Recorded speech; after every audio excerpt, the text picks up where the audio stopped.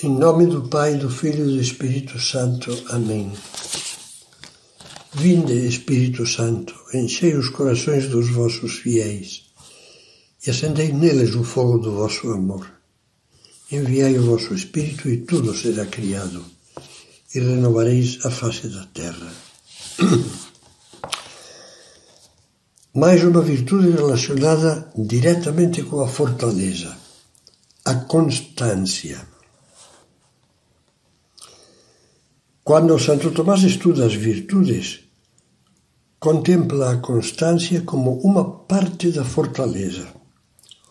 Uma virtude que, como a da perseverança, muito semelhante a ela, participa das duas dimensões da fortaleza: enfrentar e resistir. São duas virtudes quase gêmeas, constância e perseverança. Mas que São Tomás distingue. Ele ensina que é próprio da perseverança persistir no bem que começamos sem abandonar a luta pela dificuldade da duração. O esforço prolonga-se, nós nos cansamos, achamos monótono, e isso nos impacienta e nos leva a desistir, a interromper o esforço. Quanto à constância, é característico dela persistir firmemente no bem sem desistir quando aparecem obstáculos inesperados, que nos surpreendem, porque estão fora do que nós prevíamos. Quer dizer, a perseverança é persistir, apesar de que seja longo e de que as coisas demorem. Constância é não desistir quando, de repente, deparamos com um obstáculo. Esses obstáculos nos põem à prova. E a constância consiste em superá-los sem deixar que nos derrubem. Na Bíblia, Deus fala da necessidade da constância e ensina-nos que as dificuldades nos fazem bem. Mais ainda, diz-nos muitas vezes que as dificuldades são necessárias e construtivas. Por exemplo, no Antigo Testamento, no livro da Sabedoria, Deus provou os justos e os achou dignos de si. Ele os provou como ouro na fornalha e os acolheu como holocausto. São Tiago diz: feliz o homem que suporta a provação, porque depois de ter sido provado receberá a coroa da vida que o Senhor prometeu aos que o amam. E São Paulo, escrevendo aos Romanos, diz: a tribulação produz a constância, e esta produz a virtude a toda a prova. Vamos pensar um pouco nessas provas da constância. Em primeiro lugar, vamos pensar que as dificuldades são desafios. Nada que tenha valor é fácil. A vida cristã, obviamente, também não. Cristo falou-nos bem claro de que, no nosso caso, no nosso caminho de cristãos, não faltará a cruz. Se alguém quer vir após mim, tome a sua cruz e siga-me. Mas a cruz não é morte, é vida. Pela cruz, Jesus chega ao cume do amor e à glória da ressurreição, à plenitude da sua vida na terra e da sua missão redentora. Tudo está consumado, dizia pouco antes de morrer na cruz. Tudo está pleno, acabado, perfeito. Também nós, para chegarmos à plenitude da vida cristã, precisamos superar com a força da cruz, do amor à cruz, a fragilidade do nosso amor tíbio, o medo da santidade, a resistência ao sacrifício, a vertigem dos ideais, dos cumes. A dificuldade desafia-nos a ser autênticos. Queremos ou não queremos ser cristãos? Amamos ou não amamos? A resposta a essas perguntas será dada pela nossa coragem em enfrentar os obstáculos. na luta por superá-los, por mais que custe, sem cair vencidos por eles. É com essa constância que se forjam as famílias santas, os sofrimentos santificados. Sofro porque dói, sorrio porque Ele, Deus, me ama, dizia aquele amigo de que falávamos em uma das anteriores meditações, e as vocações grandes, os apostolados fecundos, as virtudes sólidas, a têmpera dos santos. Pense que cada dificuldade no caminho do amor e das virtudes pode ser uma pedra de tropeço ou um degrau na escada da subida. Peçamos ajuda a Deus para termos a coragem de transformar os obstáculos em degraus da escada que leva ao céu. As dificuldades fazem crescer. Como acabamos de ver, as dificuldades, quando estamos decididos a ser fiéis, nos fazem subir. Podemos fazer uma comparação. Na passagem da infância para a adolescência, o crescimento nota-se quase visivelmente, porque costuma ser acelerado.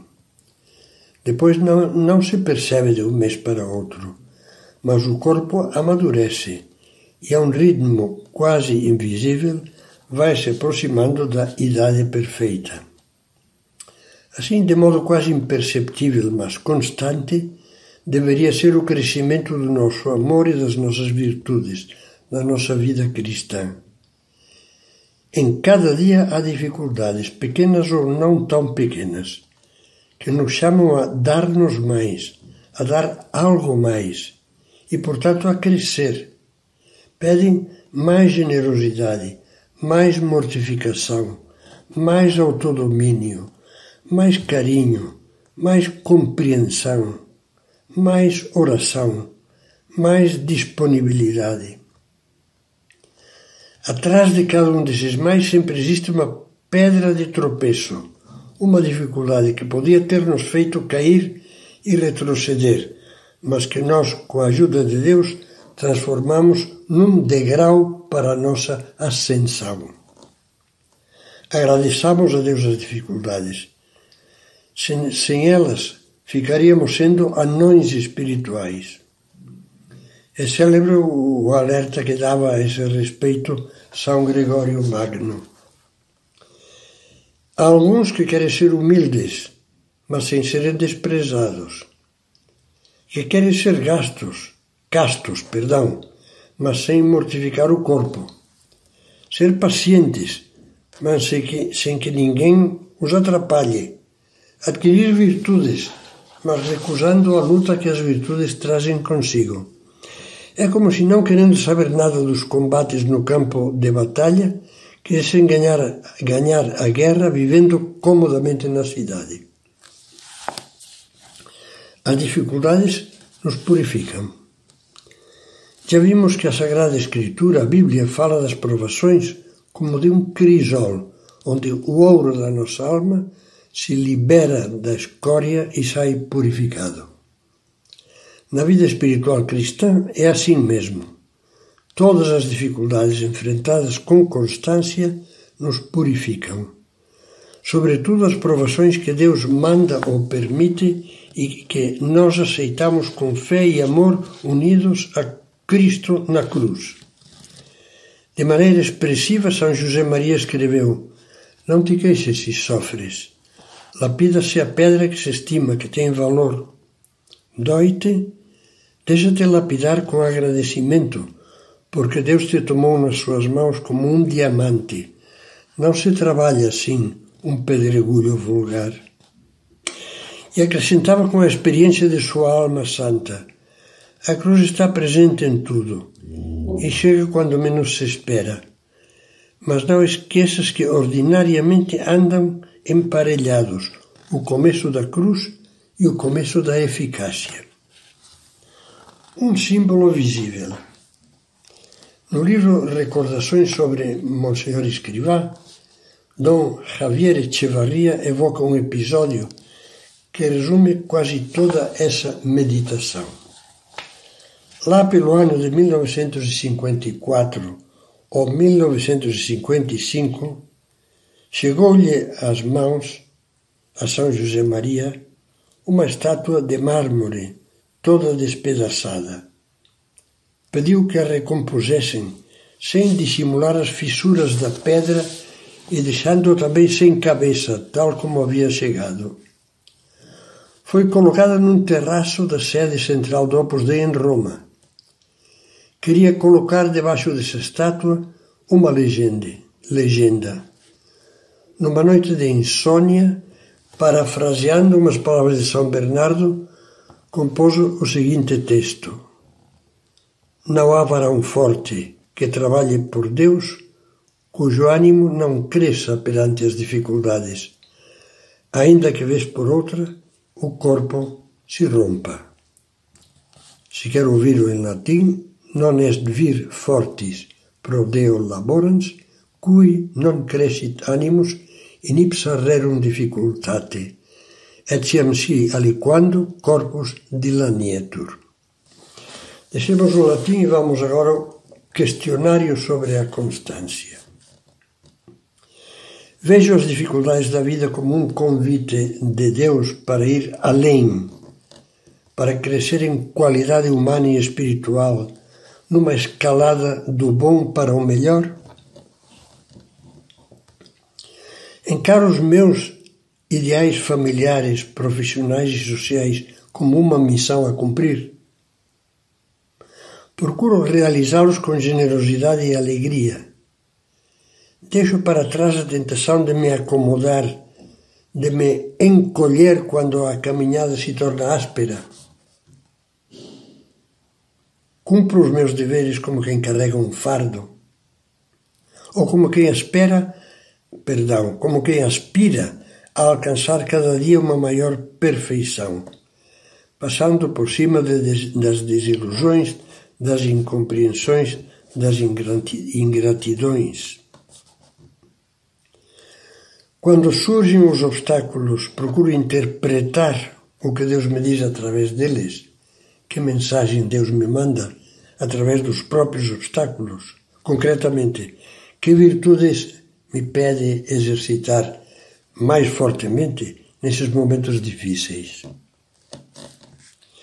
Percebo que as minhas inconstâncias muitas vezes denunciam defeitos meus que barram o progresso cristão e que me deixam morno e estagnado.